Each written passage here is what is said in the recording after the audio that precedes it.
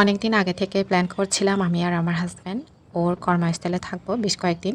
যেহেতু উনি এই মাসে প্রচুর কাজের চাপে থাকবেন, তো আমি গেলে কিছুটা হলেও হেল্প হতে পারে রান্নাবান্নার কাজে। তো দুপুরে খাওয়া দাওয়া করার পরে রওনা দিয়েছি। আকাশের অবস্থা ভালো ছিল, যেতে যেতে কিছু দূর রাস্তা গিয়েছি, মেবি গাগরা পার হয়েছিলাম আর কি। তো এরপরে হচ্ছে ঝুম বৃষ্টি শুরু হয়ে গেল। আশেপাশে কোনো পাড়া না থাকার কারণে আমরা সেগুন গাছের নিচে কোনো রকমই আশ্রয় নিয়েছি। এখানে বড় বড় সেগুনের পাতা ছিল, ওই পাতাগুলো দিয়ে হচ্ছে আমার ব্যাগপত্র কোনো রকমে সেভ করেছি। গাইস, বৃষ্টির মধ্যে বিপদে পড়ছি।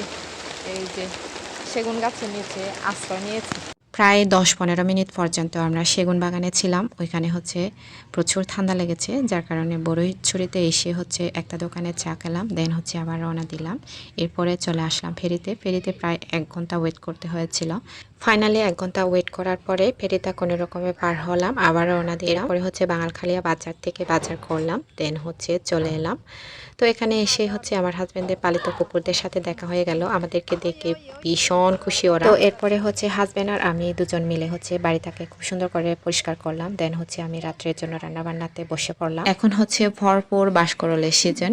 বাঁশকরলে বিভিন্ন ভ্যারাইটি রয়েছে। এগুলো হচ্ছে এক ধরনের বাঁশকরল, এগুলোকে আমাদের চাকমা ভাষায় বলা হয় এগুচ্ছে বাছুরি। এগোচ্ছে বাঁশকরলগুলো যে এত বড় বড় হয় এই প্রথম দেখলাম। তো আজকে ডিনারের জন্য এই বাঁশকরলগুলোকেই রান্না করব। বাঁশকরলটা মোটামুটি প্রসেসিং করাই আছে, জাস্ট কিছু অংশ ফেলে দিলেই হবে, যেগুলো হচ্ছে একদম খাওয়া যাবে না আর কি। এই যে এক ভাগ কেটে নিয়েছি আর দুটো হচ্ছে গোটা রেখে দিয়েছি, দুভাবে রান্না করব সেজন্য। তো এরপরে বাঁশকরলটাকে সিদ্ধতে বসিয়ে দিলাম। তো সিদ্ধ হওয়ার পরে গোটা যে বাঁশকরলগুলো আছে ওগুলোকে তুলে রেখে দিলাম।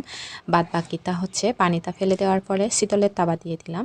এর মধ্যে লবণ এবং হলুদ দিয়ে রান্নাতে বসিয়ে দিলাম। এরপর আরেকটা রেসিপি রেডি করব।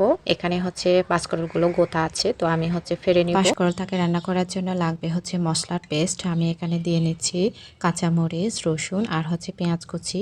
তো ভালো করে পেতে নেওয়ার পরে দিয়ে দিলাম শীতল পেস্ট। শীতল পেস্টটা একসাথে মিক্স করে নিলাম। তো এখানে হচ্ছে লবণ এবং হলুদ পরিমাণ মতো দিয়ে দিলাম। এখন হচ্ছে বাঁশকরলের মধ্যে অ্যাড করে নিব। এই রেসিপিটাকে করা হয় মূলত বাঁশকরলগুলোকে গোটা রেখে। তো আমি হচ্ছে ফিরে নিয়েছি, যেহেতু বাঁশকরলগুলো একটু বড় সাইজের ছিল। যাই হোক, বাজার সময় একটু সাবধানতা অবলম্বন করতে হবে আর কি। তো এদিকে হচ্ছে বাঁশকরলের তরকারিটা হয়ে গেছে। এখন হচ্ছে কড়াইয়ে পরিমাণ মতো তেল দিয়ে বাঁশকরলটাকে খুব সুন্দর করে ভেজে নিব এপাশ ওপাশ। তো প্রথমে হচ্ছে এক পাশ ভেজে নিলাম, এখন হচ্ছে উল্টে আরেক পাশ ভেজে নেব। তো এই যে দেখেন আমার খুব সুন্দর মতো ভাজা হয়ে গেছে, একদম মশলাটা একটুও বের হয় নাই। তো এই যে সার্ভ করে নিলাম, ডিনারে বসে পড়লাম। বাচ্চুরি মালা, বাচ্চুরি তরকারি আর হচ্ছে আলু ভাজাতে হচ্ছে ডিম পোচ দিয়ে